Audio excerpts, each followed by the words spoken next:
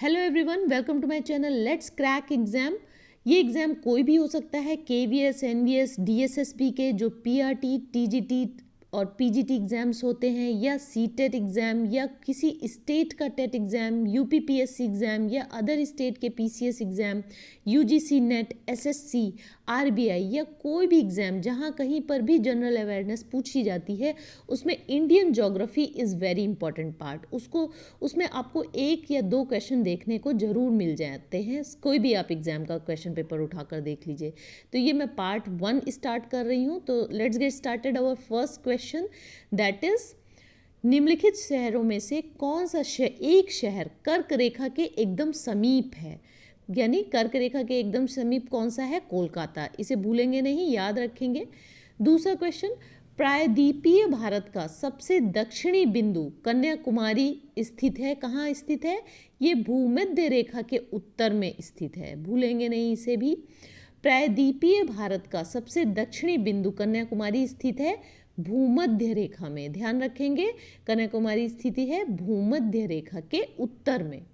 भारत में कन्याकुमारी की अवस्थित है, कहाँ अवस्थित है कन्याकुमारी? अगेन ये पूछा गया है दोबारा, भूमध्य रेखा के उत्तर में।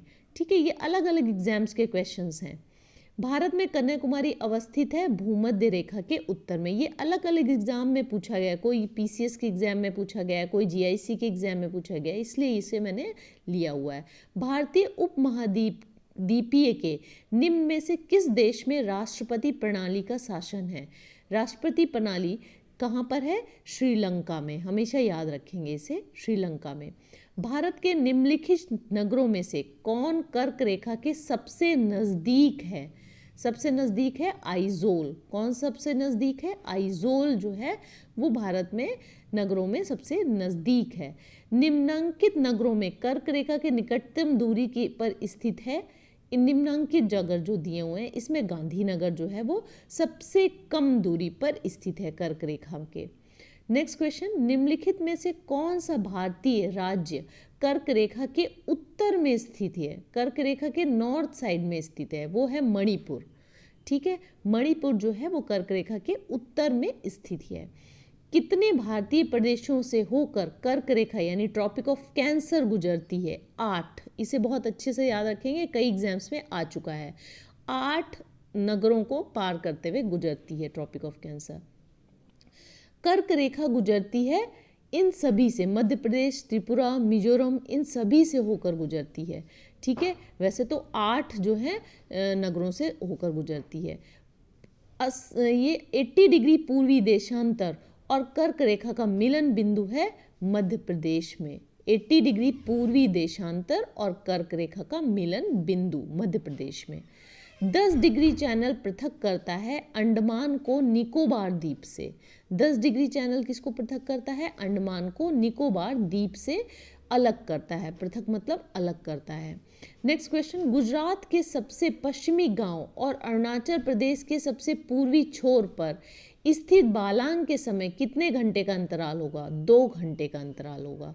गुजरात के सबसे पश्चिमी गांव और अरुणाचल प्रदेश के।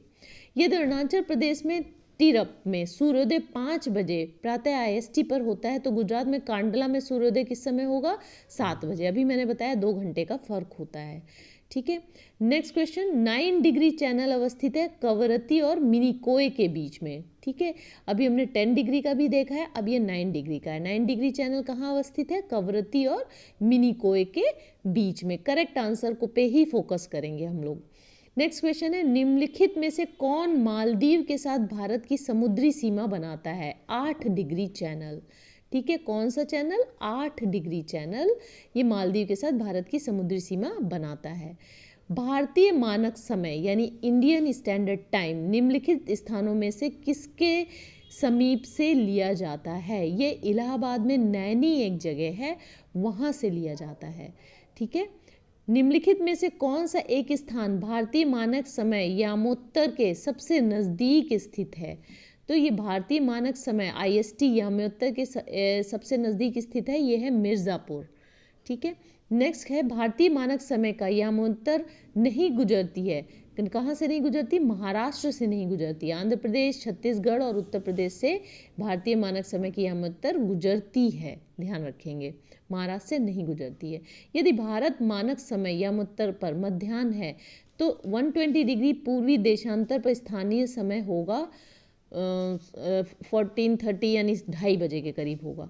ठीक है, निम्नलिखित देशांतरों में कौन सा भारत की प्रामाणिक मध्याह्न रेखा कहलाती है? 82 डिग्री जो है आपका 30 जो ये है पूर्वी दिशा जो है ये इसकी प्रामाणिक मध्याह्न रेखा कहलाता है।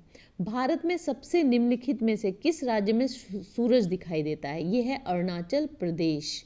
यहाँ पर एक मंदिर भी है, लोग उसमें दर्शन करने जाते हैं, अगर आपने सुना हो तो। नेक्स्ट क्वेश्चन देखते हैं।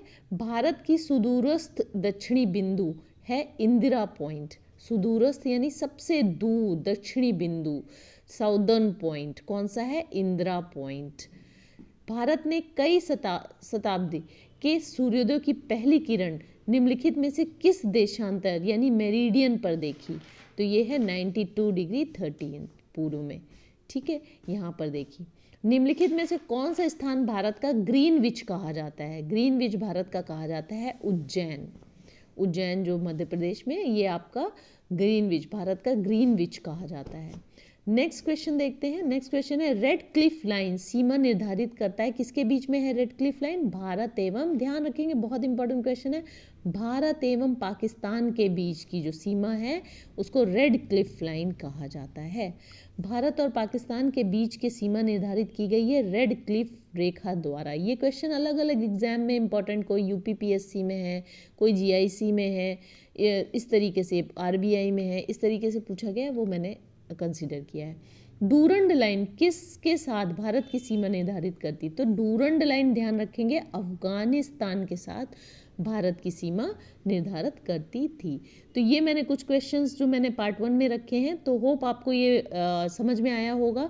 तो आप इसे बार बार देखकर अपना जो है इंडियन ज्योग्राफी रेडी कर सकते हैं कोई भी कॉम्पिटिटिव एग्जाम के लिए, और इसे प्रिपेयर कर सकते हैं। तो मेरे चैनल को सब्सक्राइब, लाइक और शेयर करना बिल्कुल ना भूलें। सब्सक्राइब करने से आपको और भी मेरे जो जनरल पार्ट है उसके सारे वीडियोस मिल जाएंगे, और पीजीटी बायोलॉजी चाहे वो केवीएस हो,